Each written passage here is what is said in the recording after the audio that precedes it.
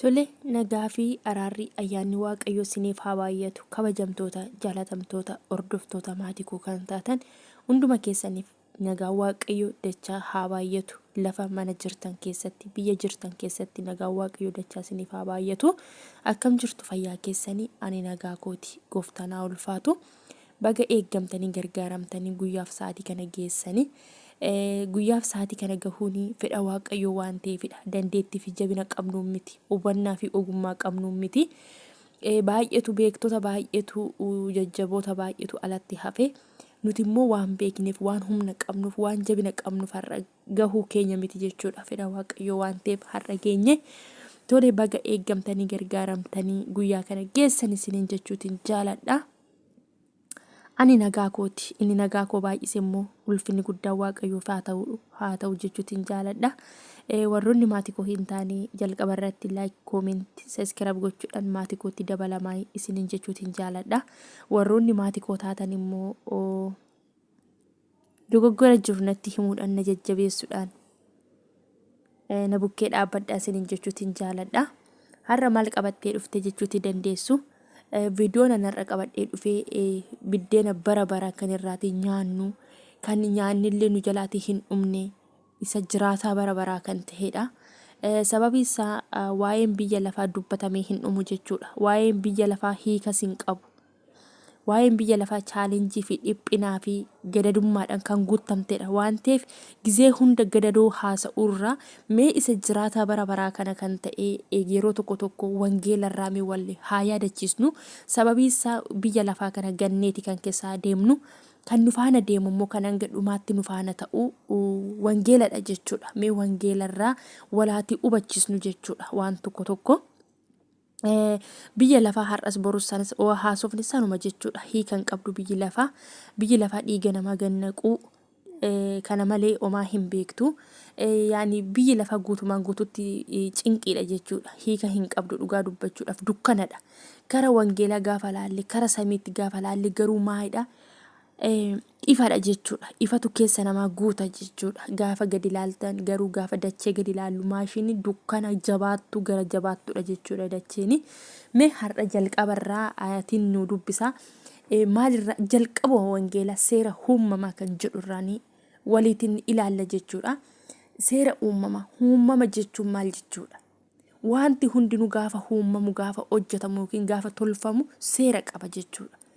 Wangeelli seera uumamaa jedhe jechuudha. Akkaataa itti uumame jechuudha. Seera uumamaa jechuun maal faadha? Maal of keessatti qabata? Maal jechuudha? Mee seera uumamaa kana hin laalla. Jalqabarraa kaasneet ilaalla jechuudha. Maqaan waaqayyoo haa ulfaatu.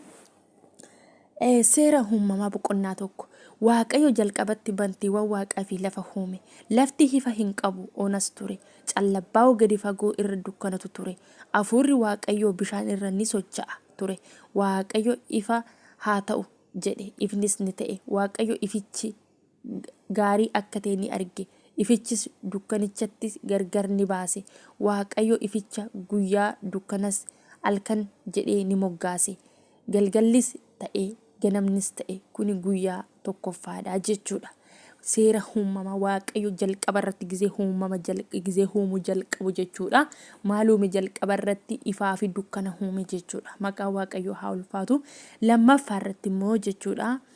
Waaqayyo bishaan keessatti bantii akka waciitii gombifame tokko haa ta'u. Innis bishaan isa ol hafee fi isa gadi hafe gargar haa baasuu jedhe. Waaqayyo bantii akka waciitii kana itti godhe.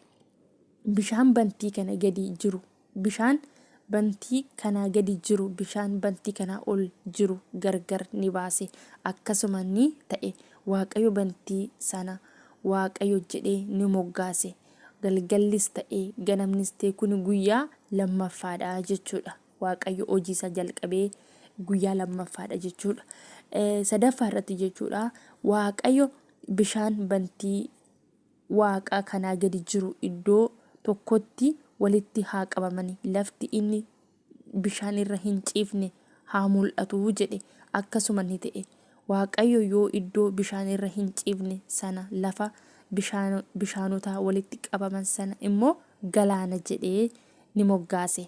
Kunis gaarii akka ta'e ni arge. Amma immoo Waaqayyo lafti biqiltuu haa baasu, dhaabbanni akka qomoo isaaniitti sanyii godhatu, mukeetiin ija keessaa iji isaanii immoo sanyii of keessaa qaba. Adduma addaan akka qomoo isaaniitti lafa irratti haa margani jedhe. Innis akkasuma ni ta'e. Lafti biqilaa dhaaba sanyii godhatu akka qomoo isaaniitti mukeetiin ija kennanii, iji isaanii immoo sanyii of keessaa qaba. Adduma addaan akka qomoo isaaniitti ni baase. Kunis gaarii ta'e Waaqayyo ni arge. Galaannis ta'e ganamnis ta'e kuni guyyaa sadaffaadha jechuudha. Waaqayyo hojii sadda jalqabe maal ta'e guyyaa sadaffaarraa jechuudha. Toleka. Akkasuma Waaqayyo guyyaa fi halkan gargar baasuuf bantii Waaqaa ibsoonni haa jiraatani. Isaanis milikkitoota buusanii guyyoonni waggaanis itti beekamani haa ta'ani. Isaan ibsoota bantii Waaqati, lafa irrattis ifa kennani haa ta'anii jedhe. Innis akkasuma ni ta'e. Waaqayyo ibsoota gurguddoo lama tolche. Inni caalu guyyaa, inni irraa xiqqaatu immoo halkan aaboo akka argatan godhe. Urjootinis ni tolche. Waaqayyo akka isaan lafa irratti ibsaniif bantii Waaqaa isaanii irra kaa'e. Guyyaa fi halkan aaboo akka isaan qabaataniif, ifaa fi dukkana adda isaan gargar baasaniifi. Inni achi isaan ni ka'e. Inni achi isaan ni kaa'e. Kunis gaarii akka ta'e Waaqayyo ni arge. Galgallis ta'e ganamnis ta'e kuni guyyaa arfaffaadha. Maqaa Waaqayyo haa ulfaatu. Guyyaa arfaffaadha jechuudha. Waaqayyo bishaanonni tuuta lubbuu qabatanii munyuuqan haa guutani.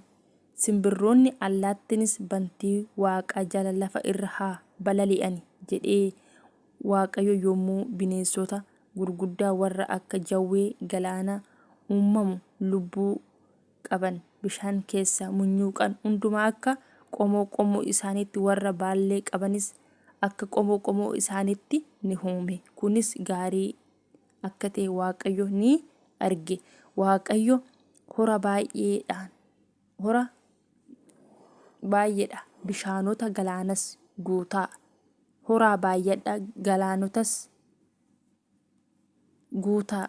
Simbirroonnis allaattonnis lafa irra haa baay'atan jedhee isaan ni eebbise.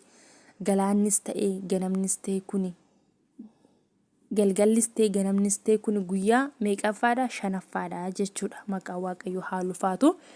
Ammas Waaqayyo lafti waan lubbuu qabatee jiraatu akka qomoo isaaniitti, horii qe'ee wanta munyuuqu bineensa lafaas akka qomoo isaaniitti haa baasuu jedhe. Innis akkasuma ni ta'e. Waaqayyo bineensota lafaa akka qomoo isaaniitti, horii qe'ee akkas qomoo isaaniitti, wanta lafa irra munyuuqan hundumaa akka qomoo isaaniitti ni uume. Kunis gaarii ta'e Waaqayyo ni arge. Kana booda Waaqayyo kottaa akka bifa keenyatti akka bifa fakkeenya keenyattis nama ni uumna. Isaanis qurxummii galaanaa irratti samiifama. Simbirroonni fi allaattiiwwan qilleensa keessa balali'an irrattis, horii qe'ee irrattis, bineensota lafaa hundumaa irrattis, munyuuqaa lafaa irras munyuuqu hundumaa irratti mootummaa haa qabaatan jedhe. Egaa Waaqayyo akka bifa isaatti nama uume. Akka bifa Waaqayyootti ni uumamne. Nuti maalidha? Akka bifa Waaqayyootti uumamne jechuudha. Gaafa namni nama tokko ajjeesu, namni sun eenyu ajjeese? Waaqayyo ajjeese jechuun ni danda'ama jechuudha. Sababi isaa Waaqayyo akka bifa isaatti uume jechuudha. Waaqayyo ama fakkeenyaaf gaafa fakkeenya fudhannu, nama foonii tokko jala haadha fi abbaa jala ilmoo tokko gaafa ajjeesanii, haadha fi ilmoo san duwwaa miti, haadha fi abbaa sanis maal godhani? Hin ajjeesan jechuudha. Qixxee ajjeesaniiti. Sababi isaa ilmoo sun isaan irraa uumamte. haadha fi abbaa sanirraatti uumamte waan ta'eef gaafa ilmoo sana ajjeesan maal godhanii qixxee haadha fi abbaa sana ajjeesanii jechuudha. Ammas immoo gaafa namoonni nama waaqayyo akka bifa isaatti uume akka yaada isaatti uume kana gaafa ajjeesanii kun maal agarsiisa? Tuffii uumaa isaanii agarsiisa jechuudha. Odoo waaqayyoon jaalatan ta'e, odoo waaqayyoon sodaatu ta'e dhiiga namaa tokkollee hin gannaqanii jechuudha. Sababii isaa isatu uume waan ta'eef jechuudha. Kanaaf iyyuu namni hubannaa fi ogummaa dhabuudhaan wangeela dubbisuu dhiisuudhaan maal ta'u walirratti ka'u jechuudha. Mootummaan kamiyyuu eenyumtiyyuu taanan wanti biyya lafaa kanarra jiraatu namni ofiisaatiin of uume hin jiru jechuudha. Eenyumtiyyuu eenyu keenya uume waaqayyo keenyatu nu uume jechuudha. Akka bifa isaatti jechuudha. Sanaafiyyuu walirratti ka'uun nurra hin jiru ture. Dhiiga walii dhangalaasuun nurra hin jiru ture. Akkasuma wal ajjeesuun nurra hin jiru ture. Kuni maayini dadhabbina sammuu keenyati jechuudha. Odoo uumaa keenya sodaanne, odoo uumaa keenya iddoo guddaa kennine kuni nurra hin gahu jechuudha. Dhugaa dubbachuudhaaf baay'ee tokko nama gaddisiisa jechuudha. Gaafa bakka yaani hedduu ulfaata dhugaa rabbi hedduu jechuudha.